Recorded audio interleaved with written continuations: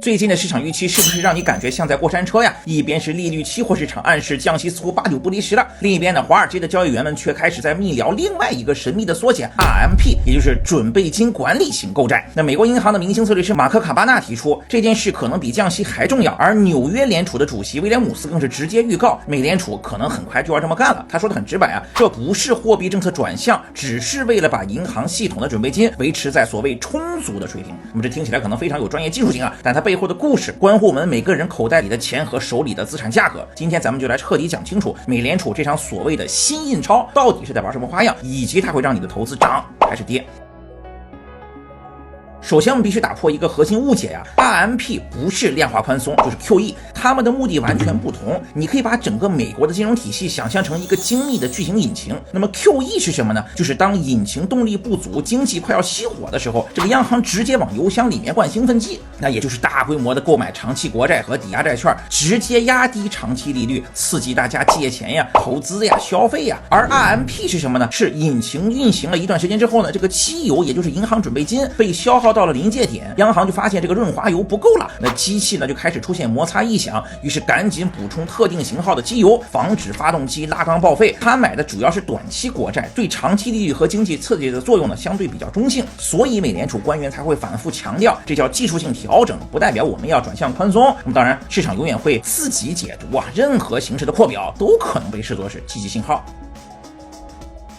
那美联储是怎么知道它机油不够了的呢？这里面有几个根本没有办法忽视的警报，实际上已经亮起了。第一，就是核心管道压力爆表，金融体系内部最核心的融资管道就是回购市场的准备金利率 SOFR， 最近屡次突破美联储设定的利率走廊上限，这就好比是引擎的那个油压表指针突然冲进了红色危险区，说明资金在体系内循环已经不畅了。第二呢，就是备用水箱快干了。那前2年市场钱多的溢出来，那美联储呢用隔夜逆回购工具抽走了最多2.5万亿美元的过剩资金，那么现在这个数字已经骤降至100亿级别了。那这个巨大的备用水箱见底，就意味着任何新的资金需求都将直接冲击核心市场。第三呢，就是急救通道突然被频繁使用。那美联储为银行准备的紧急输液管就是常备回购便利，近期使用量激增，最近甚至达到了约400亿美元，连大银行都开始频繁找央妈急救，这绝对不是资金充裕该有的样呀。那所有这些警报都在指向同一个结论，就是银行系统的准备金水平正在从所谓充裕滑向充足的边缘。那么这就正是美联储决定停止缩表的原因。但光停止抽水还不够水位还是在因自然蒸发而下降，所以必须主动的灌水。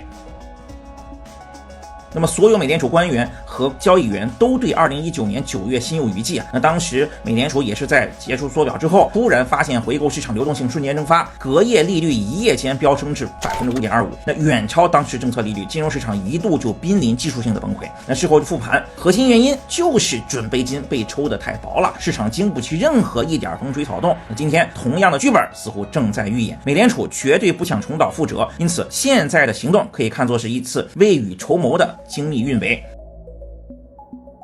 那如果美联储真的启动 RMP， 水流会首先流向哪里呢？对各类资产又意味着什么呢？我们来画一张清晰的地图啊。那最直接最确定的受益者就是短期美国国债，因为 RMP 预计将主要购买短期国库券，那央行成为稳定买家，会直接推高这种价格，压低短期收益率，这是水流最先抵达的池塘。那对于美股呢，影响是结构性利好，流动性紧张预期的解除，对于严重依赖融资和市场风险偏好的科技成长股，那尤其是一针急救针啊，它能降低融资成本，提振估值，同时还能降低金融系统的尾部风险，为大盘托底。但请记住，这是急救针，而不是营养液。市场能否持续上涨，最终还得看你企业挣不挣钱呀，你得基本面得靠谱呀，对吧？那对于黄金呢，这将是明确的利好。RMP 标志着美联储从抽水转向补水，这会削弱美元稀缺性的价值。那叠加未来的降息预期呢，将从流动性和实际利率2个层面为黄金上涨提供经典的双重动力。那对于加密货币呢，它作为全球流动性的影子指标，也将感受到暖意。RMP 提供的官方流动性缓和信号有助于稳住市场情绪，缓解抛售的压力，为反弹奠定基础。而反弹的力度呢，往往会与美股等主流风险资产的这个情绪同步。那对于大宗商品呢，影响会出出现分化，金融属性比较强的工业金属，你像铜啊、铝啊、锂啊、钴镍锡啊，就这一些会更多的受益于流动性改善和增长预期的回暖。但是你像原油那种商品呢，就更多是由这种地缘政治和供需关系决定了，流动性给带来的这种提振呢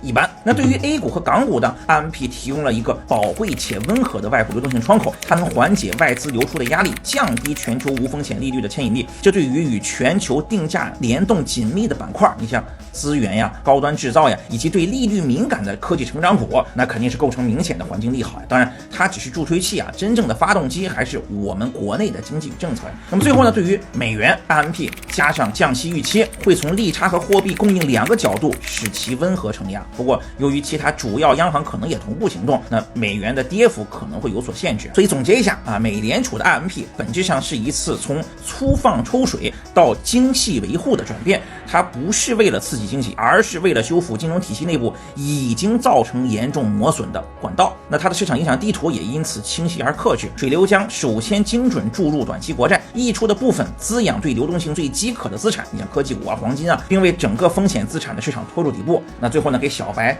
做个科普，形象一点 ，QE 呢就像是开着消防车去救火，气势磅礴，主要是为了浇灌经济。那 RMP 呢，更像是拿着扳手去检修水管，比较精细化，那主要是为了确保这个管道本身畅通无阻。那还是那句话，兄弟们，千万不要听他们说什么，你主要看他吃什么，对吧？就是你不要看央行在说什么，更要看清楚金融体系的根基到底缺什么。那么希望今天这条深刻的专业的解读视频能帮你在接下来的水流变向中更好的把握自己的航向。关注杰森，你先生。